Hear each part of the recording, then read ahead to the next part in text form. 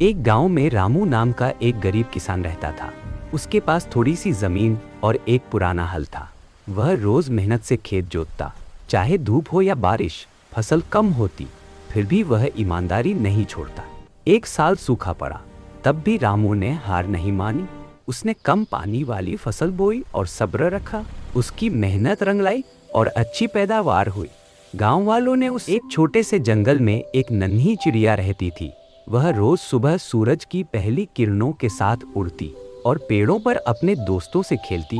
एक दिन उसे देखा कि एक छोटा पक्षी अपने घोंसले में फंसा हुआ है। चिड़िया ने तुरंत अपनी चतुराई और बहादुरी से उसे सुरक्षित बाहर निकाला। सभी जंगल के जानवर उसकी मदद और दोस्ती की तारीफ करने लगे। एक गांव के पास एक सुंदर तालाब था। उस तालाब में एक सफेद हंस रहता था। वह बहुत बुद्धिमान और शांत स्वभाव का था। हंस रोज सुबह तालाब के पानी को ध्यान से देखता और केवल साफ जगह से ही दाना चुनता। लोग उसकी समझदारी से प्रभावित थे। एक दिन तालाब का पानी गंदा हो गया, तब हंस ने वहां रहना छोड़ दिया और साफ झील की ओर उड़ गया। गांव वालों को तब समझ आया कि एक घने जंगल में शेर और हाथी रहते थे।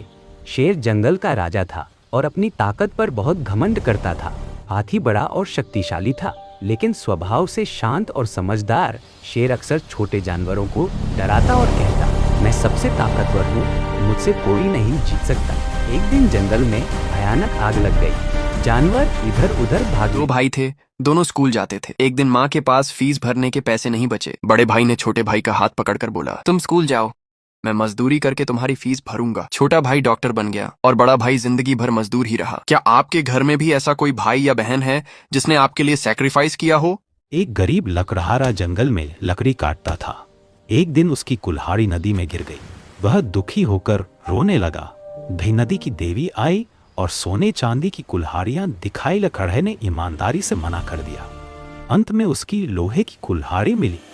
देवी खुश हुई और तीनों एक पेड़ पर कौवा चोंच में रोटी का टुकड़ा लिए बैठा था।